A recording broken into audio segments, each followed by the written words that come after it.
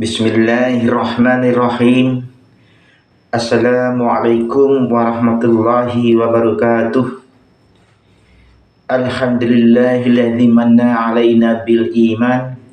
Wassalatu wassalamu ala nabiyyina Muhammadin khairil anami wa ala alihi washabihi ajma'in. Amma ba'du.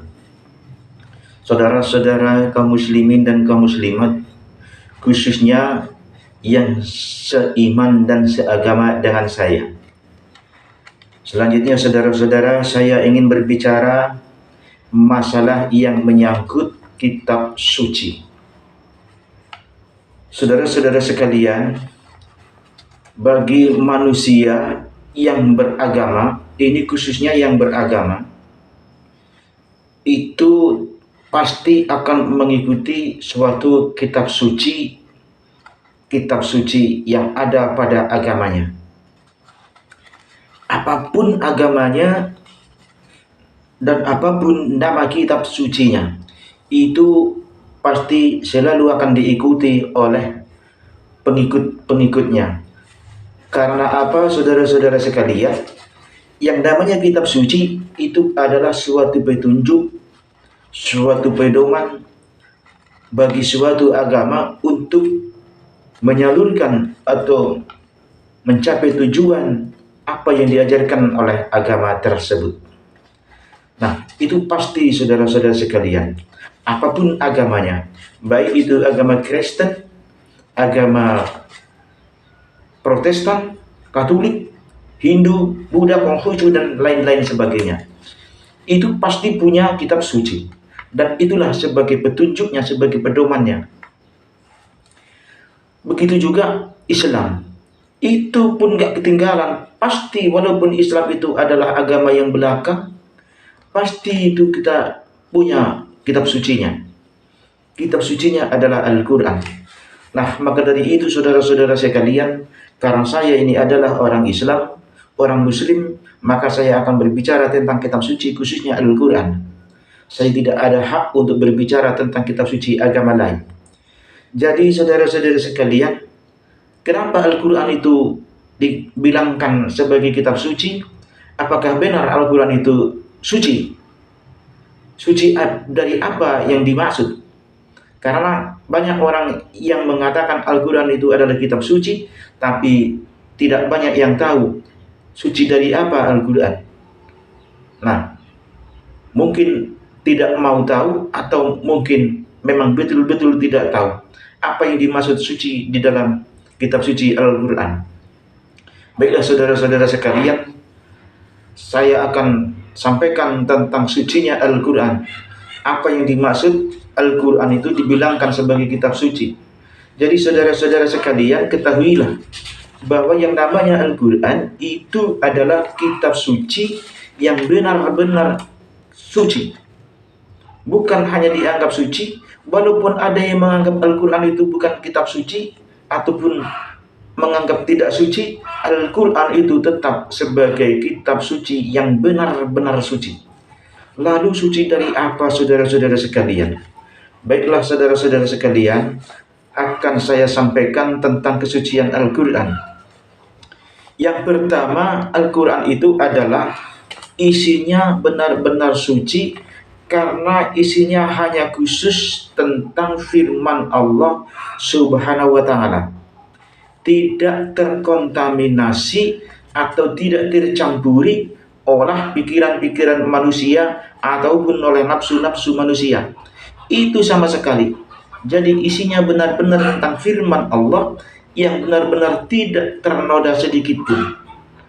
Itu isinya Al-Quran. Maka Al-Quran benar-benar suci. Itu yang pertama saudara-saudara. Lalu yang kedua,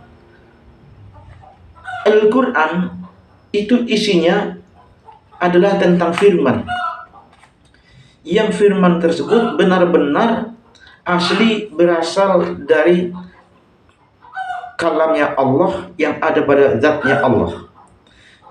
Itu. Jadi isinya benar-benar firman Allah yang berasal dari kalamnya Allah yang ada pada zatnya Allah. Nah, itulah sering dibilang Al-Quran itu adalah firman Allah yang asli. Sering dibilang oleh banyak orang Al-Quran itu bukan makhluk. Sering dibilang begitu. Karena bukan Al-Qurannya yang bukan makhluk. Yang bukan makhluk itu adalah firman-Nya. Firman yang mana? Firman yang berasal dari kalamnya Allah, yang ada pada zatnya Allah. Itu yang tidak bisa dibilangkan makhluk. Itu. Karena apa? Kita harus tahu dulu apa sih yang namanya makhluk. Yang disebut makhluk itu apa? Jadi singkat ceritanya, yang disebut makhluk itu adalah bumi dan langit beserta isi-isinya, itu adalah makhluk. Lalu semua yang sudah dikeluarkan oleh Allah itu namanya makhluk. Itu. Jadi kenapa firman Allah itu tidak bisa dikatakan makhluk? Karena ketahuilah bahwa yang namanya makhluk itu adalah yang bisa didengar, yang bisa dipegang, yang bisa dilihat, yang bisa dibayangkan, yang bisa dihitung-hitung, yang bisa macam-macam, itu namanya makhluk. Jadi semua yang sudah dikeluarkan oleh Allah yang bisa dibegitukan itu makhluk. Nah, sedangkan yang namanya firman itu tidak bisa didengar. Itu permasalahannya. Maka nggak bisa dikatakan makhluk. Nah, jadi itulah saudara-saudara sekalian, akhirnya sampai dibilangkan Al-Quran itu adalah isinya tentang firman, maka dibilangkan bukan makhluk. Karena berasal dari bukan makhluk. Itu Al-Quran. Itu yang kedua, saudara-saudara. Lalu yang ketiga, firman Allah Subhanahu wa taala itu diterima oleh Nabi Muhammad SAW itu langsung ke hati. Langsung ke hati itu diterimanya. Karena itu tadi, Al-Quran itu apa maksudnya itu, firman itu bukan makhluk. Bukan suara. Kalau suara itu jatuhnya makhluk. Itu makanya Al-Quran itu diterima oleh Nabi Muhammad. Karena itu bukan makhluk, maka itu langsung masuk ke dalam hati.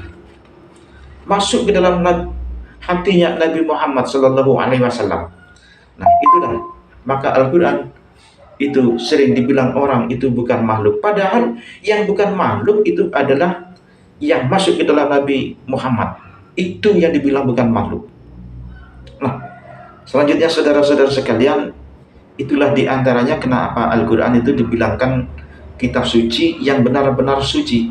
Itu diantaranya seperti itu. Lalu ketika sudah ada di dalam hatinya Nabi Muhammad, oleh Nabi Muhammad SAW dikeluarkan dalam bentuk suara yang didengar oleh para sahabat.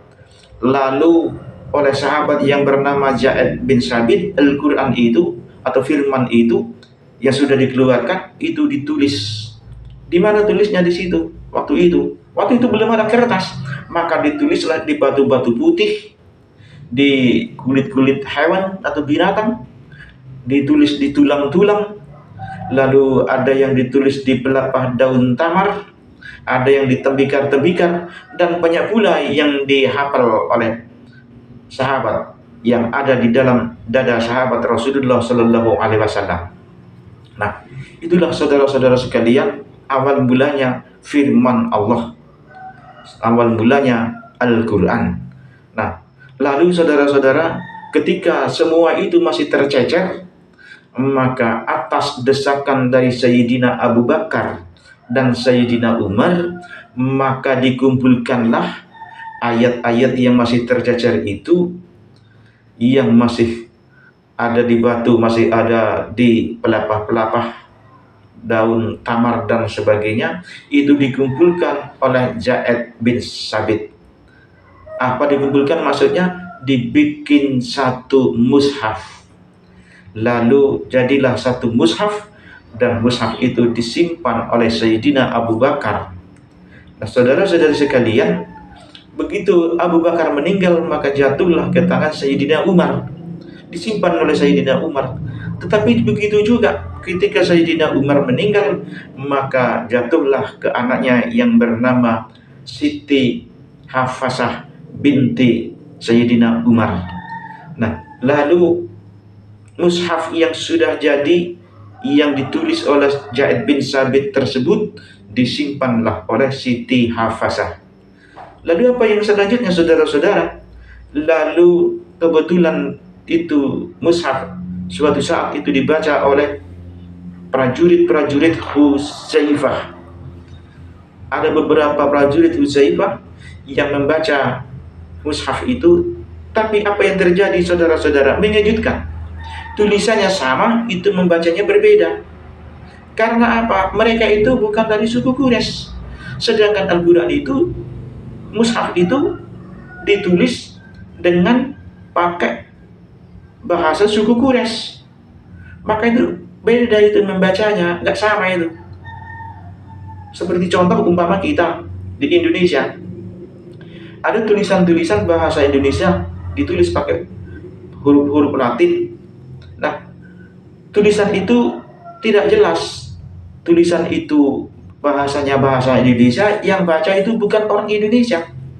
Nah, umpama saja tulisan itu bisa dibaca minimum, bisa dibaca umum, bisa pula dibaca minum, atau bahkan ada pula yang membaca maksimum. Karena apa? Itu tulisannya sama. Yang baca itu bukan orang kita, bukan orang Indonesia. Maka bingung. Maka dikumpulkanlah orang Indonesia, ini yang benar, ini apa? Nah, dilihat dari kalimatnya, dari kata-katanya, maka ini yang benar adalah umpamanya minum. Jangan dibaca minimum, jangan pula dibaca umum. Ini harus dibaca minum. Nah, itu maka sepakat dibaca minum. Demikian pula yang terjadi ketika itu. Tulisannya sama, dibacanya tidak pula sama. Bisa saja mungkin seperti tulisannya kumbang dibaca kambing, tulisannya kambing dibaca tumbang. Itu bisa terjadi, itu seperti itu contohnya. Maka harusnya kumbang dibaca kambing. Nah, kambing dimakan kumbang. Itu bisa terjadi karena dia tidak tahu. Nah, itulah saudara-saudara salah satu contoh saudara-saudara di antaranya tentang tulisan-tulisan kenapa beda membaca. Nah, demikian saudara-saudara, setelah jadi mushaf, maka setelah tadi sudah dibaca oleh prajurit-prajurit Hudzaifah karena beda membaca, maka lalu atas perintah Sayyidina Utsman, maka mushaf tersebut itu disalin dan dijelaskan oleh seorang suku Quraisy, lalu diperbanyak, lalu dikirim ke seluruh negeri atau ke seluruh pelosok. Banyak itu dikirimkannya, sehingga Al-Quran itu sampai seperti yang sekarang yang kita ada. Nah, saudara-saudara sekalian, maka Al-Quran itu adalah kitab suci yang tetap terjaga kesuciannya hingga hari kiamat. Dari mulai hurufnya, satu huruf pun tidak bisa dirubah, tidak bisa ditambah. Satu kata pun gak bisa dirubah dan gak bisa ditambah. Itu Al-Quran. Jadi sama sekali tidak bisa dirubah ataupun ditambah. Itulah Al-Quran, saudara-saudara sekalian. Maka dibilangkan Al-Quran itu adalah kitab suci yang benar-benar suci. Nah, itu makanya sering banyak orang mengatakan Al-Quran itu adalah kalamullah. Itu tidak boleh dibilangkan makhluk, tapi kalamullah. Sebenarnya bukan demikian pemahamannya. Ada yang memahaminya itu berbeda. Al-Quran itu memang kalamullah, tapi bukan yang asli. Itu bukan yang asli. Walaupun itu bukan yang asli, tapi Al-Quran itu adalah bukan yang palsu, tapi itu adalah firman Allah atau kalamullah yang benar. Itu bukan yang asli. Bukan, tapi juga bukan yang palsu, tapi itu adalah yang benar. Itu ada yang memahami demikian. Apa maksudnya? Kalau kita contohkan ini contoh, biar kita mudah untuk berpikirnya. Pak Jokowi itu 3 tahun yang lalu itu pernah berpidato tentang masalah COVID-19. Lalu sekarang kita setel ulang. Nah, kalau kita lihat, itu pasti akan dibilangkan itu pidatonya Pak Jokowi. Lalu muncul pertanyaan, itu yang asli apa yang benar, apa yang palsu? Nah, tentu kita akan jawab itu adalah yang benar, bukan yang asli. Mana yang asli? Yang asli itu yang 3 tahun yang lalu. Tapi ini adalah benar-benar pidatonya Pak Jokowi, yang berasal dari Pak Jokowi. Maka ini dibilangkan pidatonya Pak Jokowi karena ini adalah benar-benar berasal dari Pak Jokowi 3 tahun yang lalu. Itulah yang asli. Kalau yang sekarang itu adalah merupakan tanda bukti bahwa Pak Jokowi itu 3 tahun yang lalu pernah berpidato benar-benar seperti yang kita lihat. Itu, jadi itu merupakan tanda bukti. Sama dengan Al-Quran. Al-Quran itu adalah merupakan tanda bukti bahwa Allah itu benar-benar pernah berfirman kepada Nabi Muhammad seperti yang ada di dalam Al-Quran. Itulah tanda bukti, itulah petunjuk yang benar, itulah petunjuk yang hak. Jadi bukan yang asli, tapi itu yang benar. Sebab kalau yang asli mana? Yang asli adalah yang ketika diterima oleh Nabi Muhammad SAW. Itu yang asli. Dan itu yang tidak bisa dikatakan makhluk.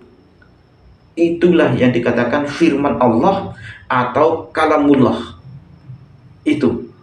Ini pemahamannya orang-orang yang mengerti tentang ilmu tasawuf. Nah, tetapi kalau yang hanya sampai ilmu syariat, kebanyakan Al-Quran itu adalah kalamullah, bukan makhluk.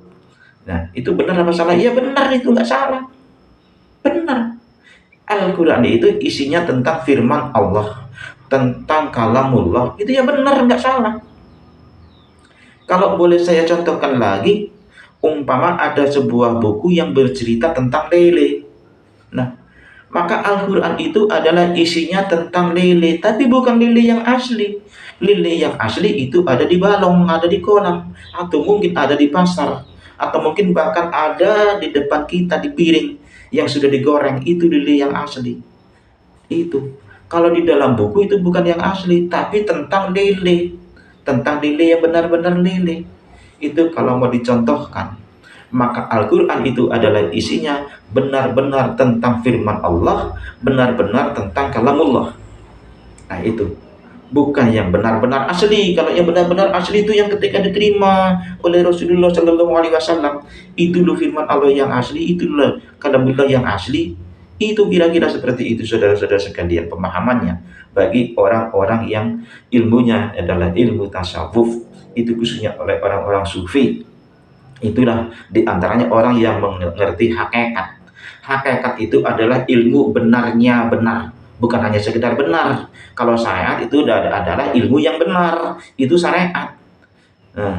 Syariat itu adalah ilmu yang benar. Nah, sedangkan hakikat itu adalah ilmu benarnya benar. Demikian saudara-saudara, saya akhiri dengan billahi taufiq wal hidayah. Wassalamualaikum warahmatullahi wabarakatuh.